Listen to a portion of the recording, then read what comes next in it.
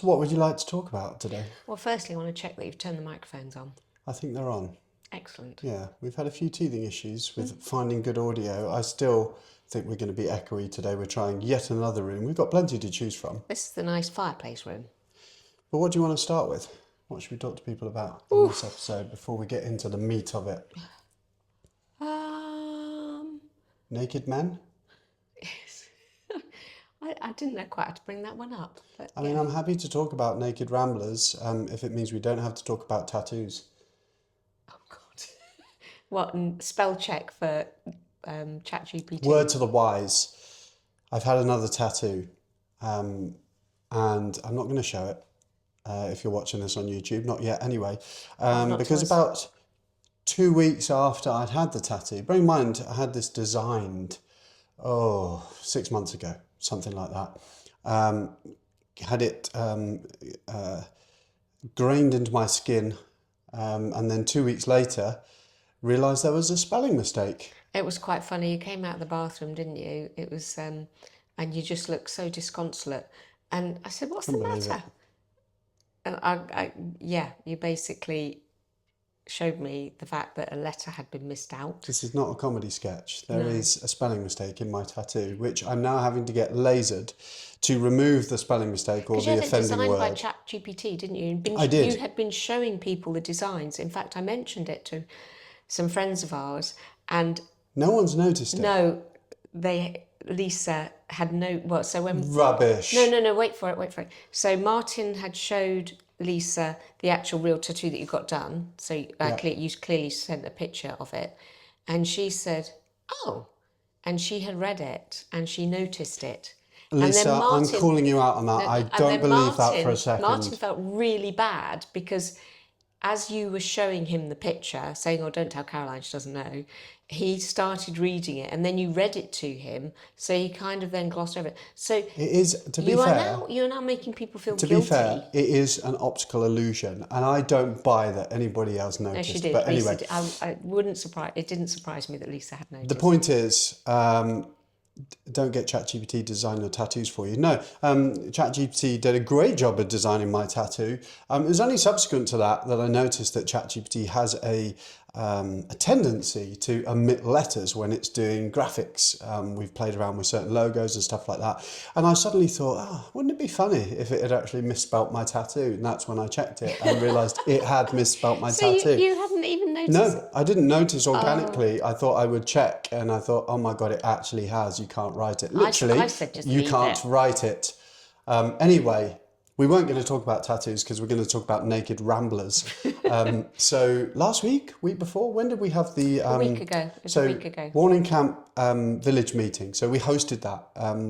Warning Camp has a village meeting. They're not quite at the level of being a parish council. And they have a village meeting that has always historically hosted in what is currently the dining room at Sefton Place, and we're keen to continue that relationship and make that available for that and other community hire events as well. Unfortunately, at the moment we had buckets because of the leaking ceiling and stuff like that, so things will improve on that front, I'm sure. But the most animated, so this was to discuss the village plan. The village questionnaire that had gone out to the villagers. So and most of that went through without a hitch. The most animated that the group became was around some sightings of naked ramblers and flashers in the woods around Warning Camp. No, we shouldn't laugh. It's serious. Semi-serious. No, it is serious. But it's also one of those things that you kind of, I don't know if this is unfair, you kind of imagine some quirky stuff comes up like that in parish meetings. I don't know. That's how I sort of envisage, in a small village, a hamlet. I think essentially that people get hot under the collar. I genuinely thought that this can't be a thing because it was around safety, and everybody felt very safe apart from when the topic of naked ramblers came up, and I sat at the back thinking, this can't be a thing. I'm sure it can't be a thing. Not here. This morning I thought I'll go out for a nice early morning walk down by the river, take Basil for a stroll. Absolutely beautiful, beautiful early autumn morning. So much life out there, so many birds around. Bird song was amazing. Just really enjoying, just soaking it all in, looking around. And then on the other side of the river, just trotting past me, as brazen as ever, was a chap, completely naked, just running completely naked, swinging in the wind. I'm going tomorrow. Completely oblivious. For a moment, it was really not a good look, and I was very aware of this because he's on one bank running naked, I'm on the other bank with my binoculars.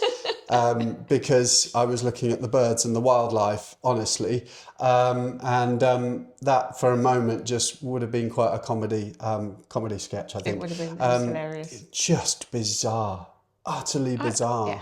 I mean, I was self-conscious getting out of the shower. I realised I'd left my towel on the banisters. I was peering round the door, coming out of the shower naked. It's just running along the river.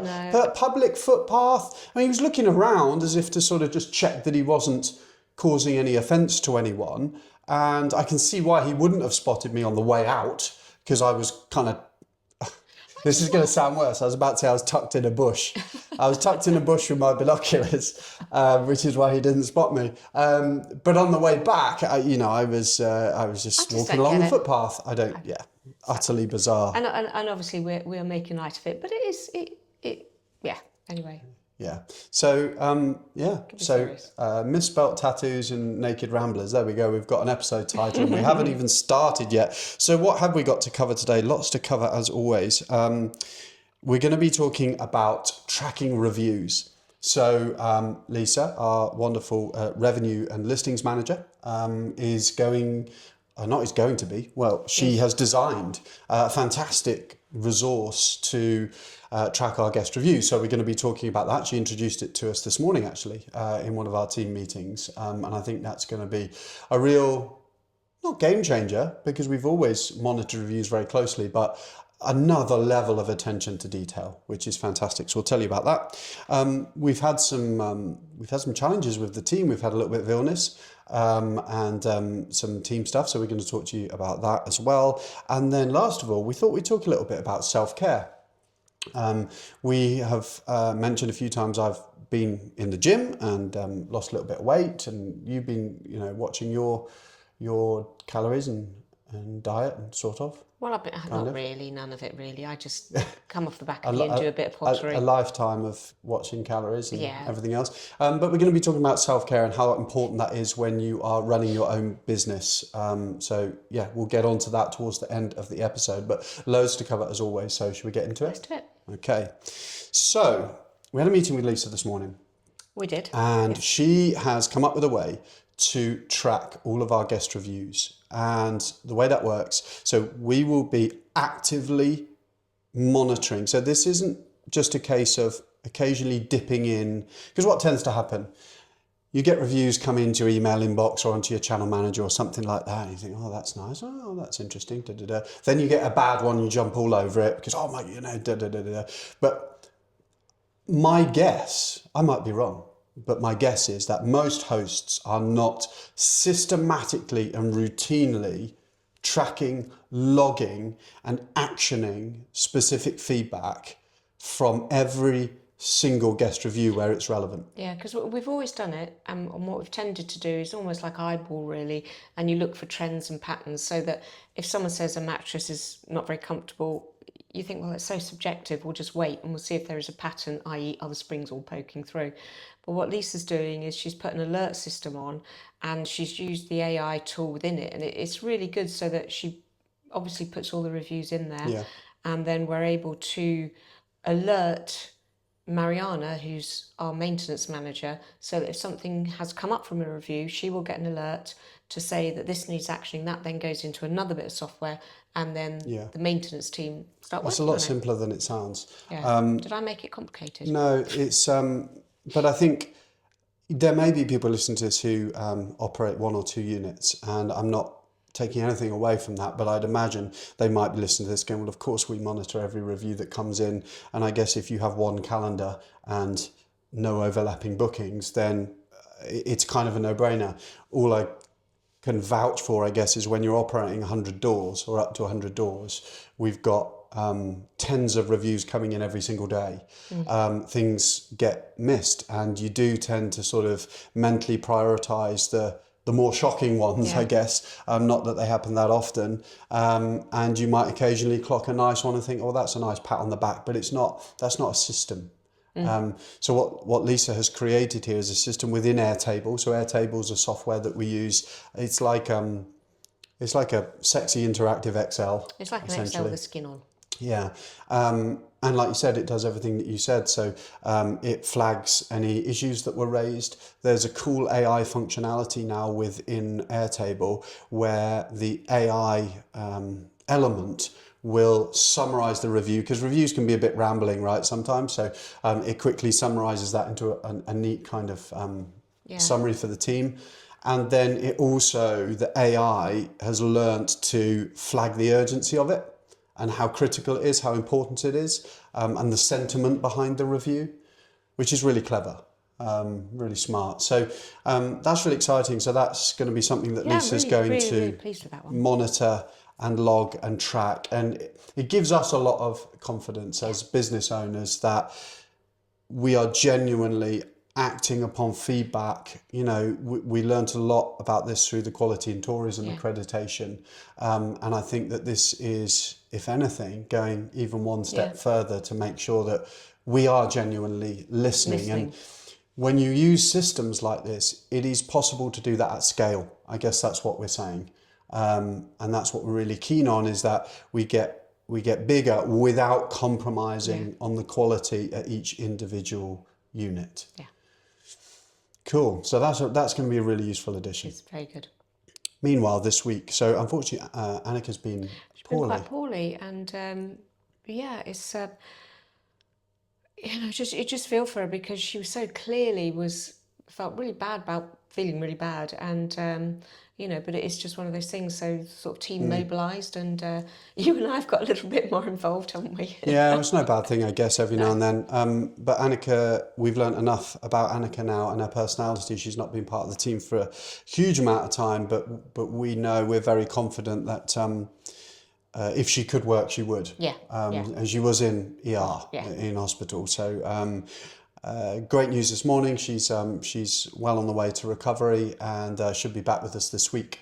I guess there's a lesson there in succession planning or organisation, because we have a fantastic team, and we now have team members like Lisa who are focusing on areas of the business that we've never been able to focus on before. But what we've had to compromise to achieve that is having like a second line of defence. Caroline and I are back as second line of defence. Is that the compromise, is it? How do you mean? Us being second line of defence. That is, absolutely. It's compromise, is that, we're back into the fray again. We've had many conversations. Did you do? No, I didn't.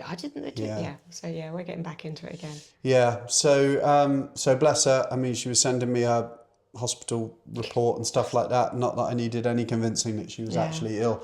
And also what that's done is I was about to be really unfair. I was about to say what that's done is that's delayed the launch of Staycation Gateway. It hasn't at all. Funnily enough, although on the topic of illness, at the worst possible moment, our web developer, our amazing web developer, who'd done a wonderful job with the Staycation Gateway portal, was called away to a family illness, and so we are slightly behind on the launch of the website in particular. So if you have been, I know there are a lot of people waiting to see the Staycation Gateway, what it's all about, and also to get their properties listed on there for free, remember. Apologies for that, we're running a few days late, but I'd rather get it right than put it out there in a half-baked fashion. So we've had the web developer and our team member who is largely driving that project both off this week. So it's one of those things, isn't it? There's no point getting stressed about it.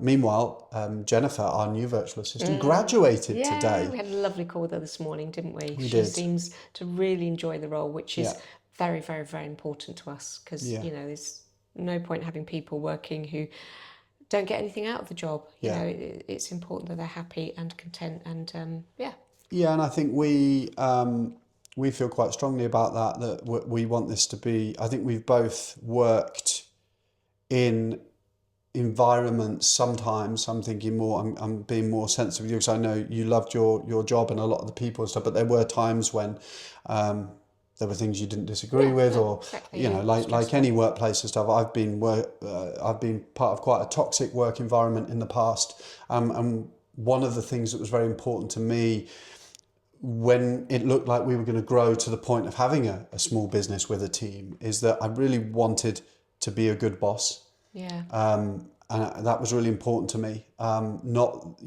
first and foremost, we have a business to run. And I think we're always really clear on that and what our priorities are, what our metrics are, what we need to do to make things work. And we're not afraid to make those difficult decisions. We've done it before. I'm sure we'll have to do it again. But ultimately, we want people to love being part of what we do. And the reality is, if you've got the right people in your team, they respond, they give you so much more.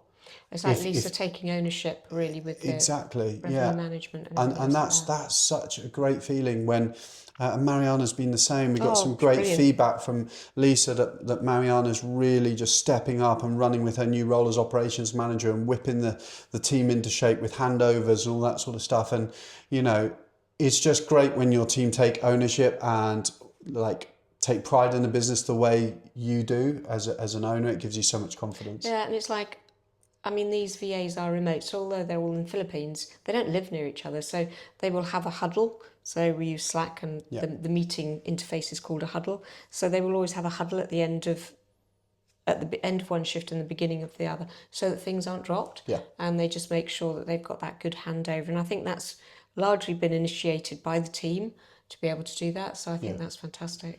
So when we say graduated, going back to Jennifer, what that means is that we have effectively a training period. So it's between 8 and 12 weeks when someone is learning the ropes. We have quite a structured training program.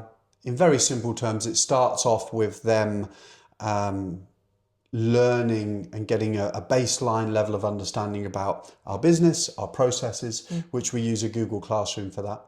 The next step is that they move to more of a shadowing role. Yeah. And they shadow the rest of the team, and they get hands-on support through that. And then finally, they start taking the reins on stuff with some guided support from other members of the team. And it works really well. And by the end of that process, they're pretty clear on whether they want to continue with the role and whether they're getting what they need from it, and vice versa. We've got a pretty good feeling by that point as to whether this person's got a future in the organisation. And I'm pleased to say that we're moving forwards with Jennifer. We've been really pleased. I mean, it's a learning process for everybody. It doesn't stop at that 8-week point. Oh God, no, we're still 12-week doing point. it, aren't we? Yeah, new stuff is coming up all the time. But I really like Jennifer's no nonsense approach. Yeah. I really like the fact that she's quite sort of business-like. Yeah. And that brings, again, something just fresh and a little bit different to the team. So that's exciting. It is very good. It ties in actually with the probationary period we have with the agency that we use to recruit VAs, because we do have that potential, if we ever needed to execute this, that we can. Well, we did do it. We've done it before, where we can draw a line and say that isn't quite working out for us. Can we go again and shortlist another range of candidates? But yeah, the training process has proved a good way to get people up to speed quickly, but also for people to get a feel for whether the role is right for them. So that's really exciting. So we've got the full team when they're fit and healthy. We've got the full team managing guest support all day, all evening, 7 days a week. Yeah. And you and I provide the support to the team, which is great. It is good. And finally, we are going to be talking a little bit about self-care.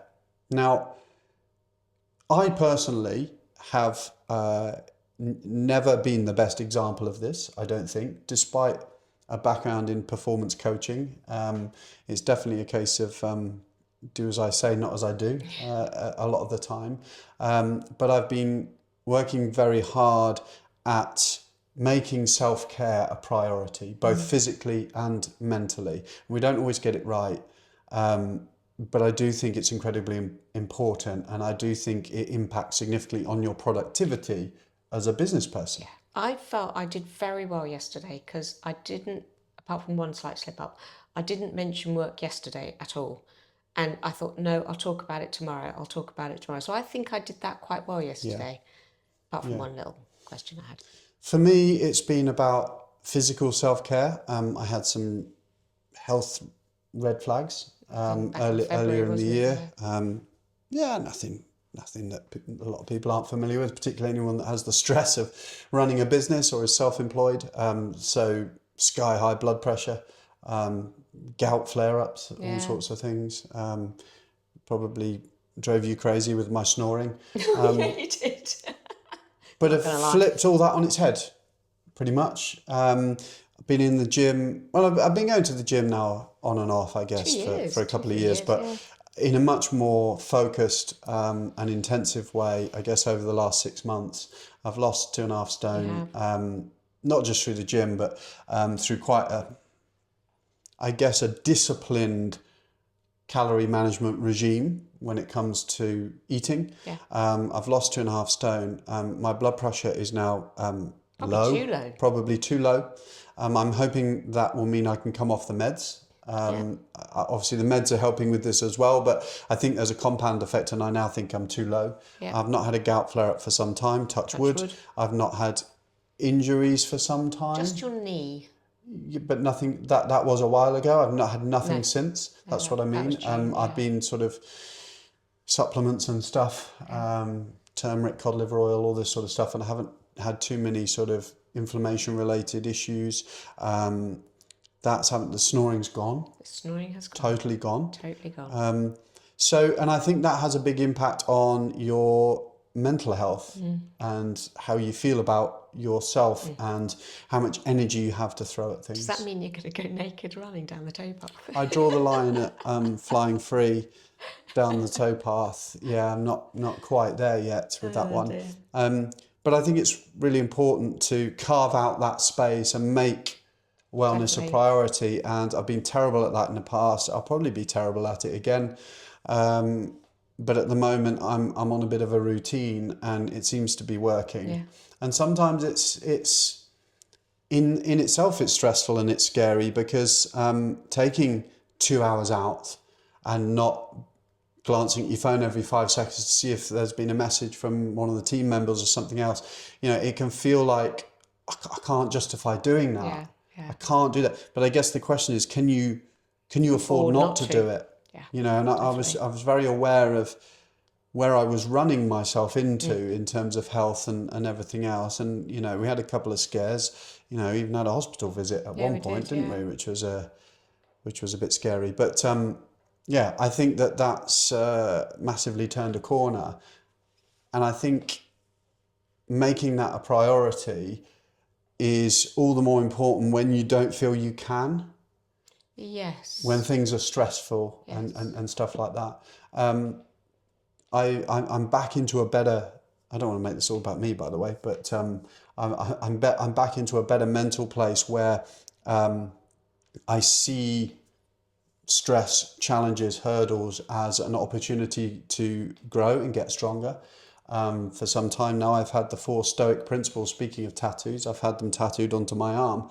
And it's just a reminder to me that whenever anything happens, rather than seeing it as a problem or something you want to hide from or stick your head into the sand about, you almost welcome it. It's almost like, great, this is going to be a great opportunity to strengthen my emotional control, to strengthen my courage, my bravery, my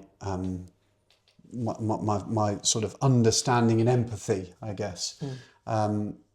And I think having that attitude toward challenges and hurdles, where you see them as an opportunity to grow and to build your armor so you're even stronger when really serious things happen, is a healthy place for me to be, I think. Any thoughts on I think you've self-care? done really, really well. Yeah, I think I would like to say that I've been inspired. I had some sort of light bulb, lightning flash moments. Maybe that was the hospital visit. Maybe it was the blood pressure. But to be perfectly honest, it wasn't. It was. I've been inspired by our son, who is on I guess he'd hate hearing it called this, but a health and well-being journey of his own in a way. And it's been as much about trying to find things to relate to him about as an older teenager, to do with him. You know, he's going to do what he's going to do. And, you know, we talked about it with one of our friends the other night. You know, for 3 or 4 years in his late teenage years, I taught myself to support Arsenal Football Club. Genuinely, like, not very much interest. I thought you did it very well, because I think you've got genuine interest now. Well, I wouldn't go that far. But genuinely taught myself to support Arsenal Football Club and, you know, learn the players, follow the games, be able to engage, because that was just one area as a teenage lad that he would come out of his shell and would want to talk to you about. Says, right, okay, I need to get on board with that. And it's been saying health and fitness is his life now, it's his mission. And so I can either just drop him off and, you know, and pick him up from the gym every day and go, oh, that's nice, Joe, you know, well done. Or I can get involved and be part of that journey with him. So it's really been driven by that. Yeah. The big test, again, will be when he goes back to university and have enough of those habits and behaviours and routines ingrained themselves so that I continue with it. I think you will. I think you've got enough sort of willpower and strength, and you know how much it's helped you in the last few months. I think that's the thing. I've seen the benefits. Yeah, and also it's all about control and ownership of it, in that if you do have a day where it's not, we've had a bit of a cheat day, as you call it, you know it's not a problem because you know how to control it the next day. And it may be a case it takes a few days to get back to where you are, but you know you've got the strength of character and the will to do it, really, I think. I was hoping you would keep talking. I don't keep that monologue going because I am checking how many episodes that we have recorded in this season. Because I always forget, don't I? 20? Because that is a wrap for episode 21 21 of the Secret Service podcast, season 3. Lots to catch up on if you're just joining us. Don't forget to give us a follow, like, subscribe, all that good stuff. Drop us a review if you haven't done so already. That would be amazing. All it does is it just helps more people discover the podcast, which is what we're all about. We are on YouTube. Please check us out. Several hundred people listen. I mean, we're not, you know, we're not going to be topping any podcast charts overnight, slow burner, but several hundred people listen to this every episode. But a fraction of those have followed us and subscribed to our YouTube channel. So if you are listening to this, please just jump on, give us a subscribe. It makes us feel good when we see our subscribers, and you can see what we look like. And more importantly, you can see some of the behind the scenes footage that we're recording of Sefton Place in particular, where we're sat right now. Nice original Victorian fireplace that we're going to be restoring. Yep. There you go. There's all these perks you see of going to check things out on YouTube. Yeah. You get to see these lovely backdrops that we have in this building that needs refurbishment. Bit of TLC. Bit of TLC. So thank you so much for listening. Thank you. And we will catch you on the next episode. Thank you. Take care. Bye-bye. Bye.